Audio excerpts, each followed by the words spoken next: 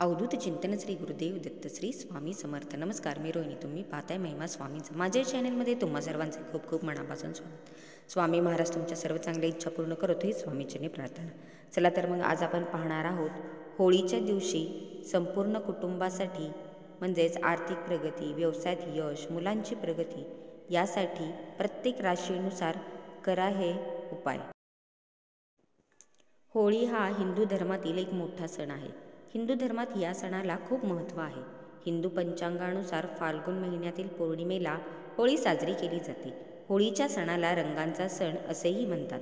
हिंदू धर्मशास्त्रानुसार हा सण साजरा केला जातो. यामध्ये सर्वप्रथम पहिल्या दिवशी होलिका दहन केले जाते आणि दुसऱ्याच दिवशी रंग प्रदर्शित केले जातात. होळी खेळली जाते. होळिका दहनाच्या दिवशी असे मानले जाते की या केलेल्या उपायांच्या मदतीने तुम्ही तुमच्या घरातील आर्थिक संकटांवर मात करू शकता. हे उपाय केल्याने तुम्हाला व्यवसायात नफा तर मिळतोच, पण जीवनातही यश मिळेल. अडकलेली कामे मार्गी लागतील, रस्ते खुले होतील. मी तुम्हाला काही उपाय सांगणार आहे. राशीनुसार हे उपाय केल्याने सर्व समस्या दूर होतील. चला तर मग आज आपण पाहणार आहोत या आहेत कोणते उपाय आहेत जे राशीनुसार करायचे आहेत. पहिले आहे मेष रास. मेष राशीच्या लोकांनी केस असलेले नारळ घ्यावे. घरातील मंदिरात त्याची प्रतिष्ठापना करा. कुंकुम, अख्खा तांदूळ आणि बत्ताशा ठेवून पूजा करा.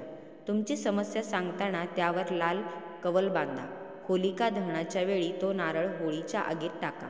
तुमच्या आरोग्याच्या सर्व समस्या संपतील.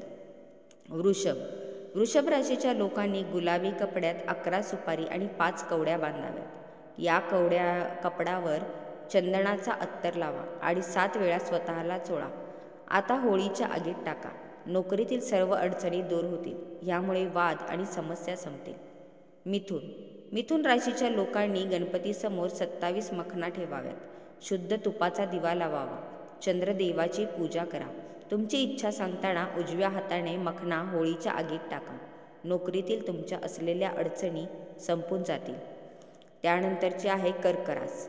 कर्क राशीच्या सर्व लोकांनी गहू आणि तांदळाच्या पिठाचा चतुर्मुखी दिवा लावावा. त्यात तिळाचे तेल टाकून घराच्या मुख्य प्रवेशद्वारावर ते जाळावे. सुखी वैवाहिक जीवनाच्या इच्छेने होलिकेच्या अग्नीत जवाचे 27 दाणे टाका. शिवलिंगावर शुभ्र अबीर लावा. तुमचे मन शांत होईल. त्यानंतर आहे सिंह रास. सिंह राशीच्या लोकांनी एक संपूर्ण सुपारी घ्या. त्यावर तुपात बुडवलेली 1 सुपारी आणि 2 जोड्या लवंगा ठेवा. बत्ताशा पण ठेवा.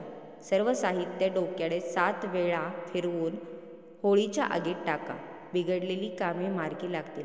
वडीलधाऱ्यांना लाल रंगाचा गुलाल लावा. सर्व समस्या दूर होतील. कन्या राशीच्या लोकांनी 11 जोड्या लवंगा आणि 11 हिरव्या दुर्वा घ्याव्यात. तुमच्या मुलांच्या हाताने घराच्या मंदिरात ठेवा. यानंतर होळीच्या आगीत सर्व साहित्य टाका. तुमच्या मुलांचे वाईट नजरेपासून रक्षण होईल. त्यानंतरची रास आहे ती आपण पाहूया मकर रास. मकर राशीच्या लोकांनी पिंपळाच्या पानावर अर्धा मूठ काळे तीळ ठेवावे. तुमची इच्छा सांगितल्यानंतर पान घराच्या पश्चिम दिशेला ठेवावे. संध्याकाळी 7 वेळा स्वतःभोवती फिरवा आणि होळीच्या आगीत टाका. तुम्हाला वाईट नजर आणि मतभेदांपासून आराम मिळेल आणि सुटका होईल. कुंभ राशीच्या लोकांनी सुपारीच्या पानावर तुमच्या वयानुसार काळे उडदाचे दाणे ठेवावेत. मनातली इच्छा बोला आणि होळीच्या आगीत हे सर्व साहित्य टाका. या प्रयोगाने जमीन आणि मालमत्तेचे वाद संपुष्टात येईल आणि तुमची कामे मार्गी लागतील. मीन राशीच्या लोकांनी मोठी सुपारी घ्यावी. त्यावर हवन साहित्य म्हणजे हळद, संपूर्ण सुपारी आणि कापूर ठेवा. होलिकेच्या 7 प्रदक्षिणा करून ती अग्नीत टाका. शारीरिक त्रास कमी होऊन मन प्रसन्न राहील. असेच आहेत हे आपले राशीनुसारचे उपाय. चला तर मग आजच्या व्हिडिओमध्ये एवढीच माहिती होती. व्हिडिओ आवडल्यास लाईक, शेअर आणि सबस्क्राईब करायला विसरू नका.